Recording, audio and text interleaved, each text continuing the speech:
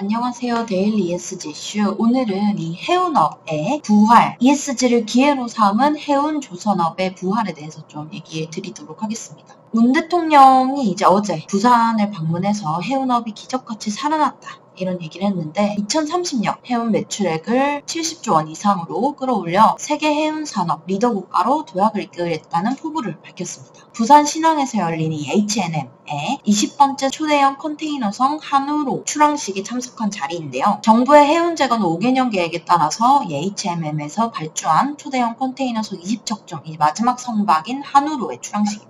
문 대통령은 이날 해운업 재건에 시동을 건 지 3년 동안 한국해양진흥공사와 H&M이 신규 발주한 초대형 선 20척을 계기로 우리 해운업이 기적같이 살아났다고 강조했습니다. 2017년 대선에서 해운산업 경쟁력 회복을 공약으로 내세우고 실제로 3년 뒤 정말 지난해 1조 원에 가까운 영업이익을 올려 10년 만에 흑자로 전환했다면서 중소선사들의 경영도 안전화되면서 올해 해운 매출액은 한진해운 파산전 수준을 회복할 것으로 예상한다고 밝혔습니다. 특히 이 해운 그리고 조선업계의 경우 이 ESG가 기회로 작용했다고 볼 수 있습니다.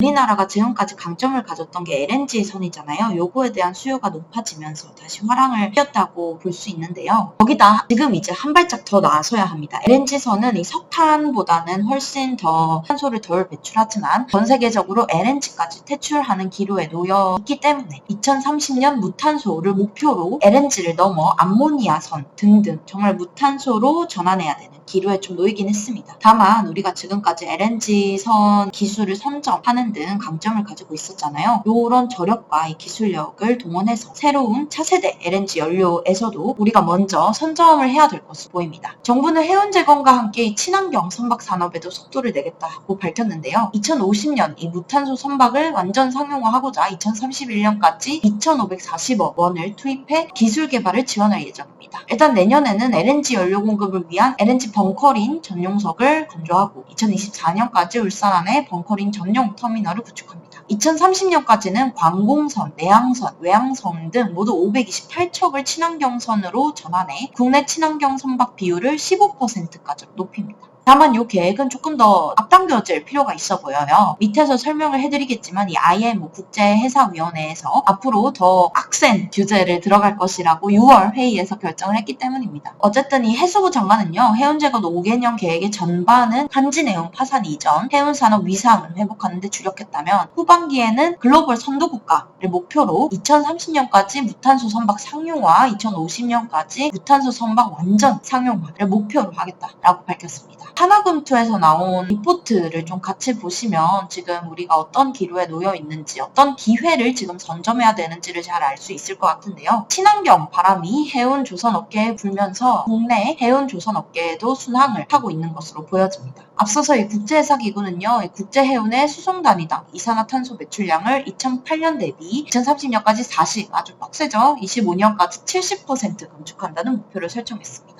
이와 함께 온실가스 배출량은 2050년까지 50% 이상 저감하겠다고 밝혔는데요. H&M은 2030년까지 탄소 배출량 절반 감축, 그리고 대체 에너지 도입이 필요하다고 보고 암모니아 연료 추진 선박 공동 연구에 착수한다는 방침입니다. 현대중공업 등 조선업계도 나섰습니다. 현대중공업, 대우조선해양, 삼성중공업 등은 카타르의 이 에카 천연가스선 발주 등 대형 프로젝트를 준비하고 있어요. 지금 이제 듀얼 연료를 사용하는 선박에서는 LNG를 주로 쓰니까 아직 한국 기업의 점유율은 높은 편으로 알려졌습니다. 탱커 41%, 컨테이너선 60%, LNG선 75%, LPG선 60% 수준입니다. 당시에 조선업계, 우리가 LNG 선박의 기술을 선점했을 때 해운과 조선업계가 협력했기 때문에 우리가 그때 기술 수준을 확 끌어올릴 수 있었거든요. 지금이 바로 그 시기라는 점을 이 하나금투가 지적을 했어요. 아직은 듀얼 연료를 사용하는 선박은 LNG를 선호하기 때문에 우리가 지금은 잘 나가는 것처럼 보이지만 파리 협약 이후 이 탄소 배출량을 훨씬 더 감축해야 하기 때문에 차세대 LNG 연료인 암모니아나 수소로의 전환이 반드시 준비돼야 하고 이 부분을 선점해야 한다라고 지적합니다. 겁니다. 한편 이 국내 기업들, 국내 조선 그리고 해운업계들 이런 사정을 잘 알고 있습니다. 과거에 이 LNG선 실증 기술을 조기 확보했던 것처럼 2018년 이래서 이제 LNG선 시장을 거의 독점하다시피 했거든요. 지금부터 얼른 이 신기술 개발에 들어가서 경쟁 우위를 재현해야 한다라고 설명했습니다.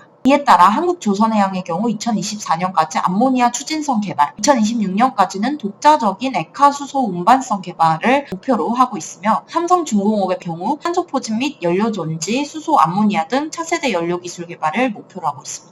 올해 6월 해사기구 환경보호위원회에서 탄소 배출량을 줄여야 한다라는 로드맵을 발표하면서요. 이 노후 선박선에 대한 수요가 굉장히 높아질 것으로 보입니다. 이때를 기회로 삼아 우리 기업들이 당장 지금 노후 선박선을 싸게 LNG 선으로 줄 수 있는 전략도 세워야 할 거고요. 앞으로 이 선박 같은 경우는 한 번 사면 굉장히 오래 쓰잖아요. 그 시점이 다가올 때까지 암모니아, 수소 등 차세대 연료 등으로 무탄소 선박을 개발하는 게 굉장히 관건일 것으로 보입니다. 이거를 이제 보시면 아시겠지만 해운과 조선 같은 경우 같은 커플링을 좀 띄고 있어요. 조선이 화랑이 되면 조선과 해운이 국내에서만은 경쟁이 아니라 지금은 협력해서 얼른 차세대 신기술을 함께 선점해 나가야 하는 것이 정말 중요해 보입니다. 특히 중국이나 일본 같은 곳은 조선, 철강, 그리고 해운 요 삼각 S가 굉장히 균형을 이루고 있다고 합니다. 이런 세 개 업계의 협력을 통해서 시너지를 내서 얼른 우리 해운, 조선 업계가 다시 한번 2018년에 그 영광을 되찾을 수 있기를 간절히 바라봅니다. ESG를 기회로 삼을 수 있다라는 게 정말 명확하게 드러난 사례가 이 조선과 해운 업계이기 때문에 여러분들께 좀 소개를 드렸고요. 특히나 이 무탄소 선박의 수요는 굉장히 높아질 것으로 보입니다. 최근 이 현대차가 전기차로의 전환을 통해서 다시 이제 우위를 노려보고 있다라는 지점에서 해운과 조선 업계도 좀 눈여겨보시면 좋을 것 같네요.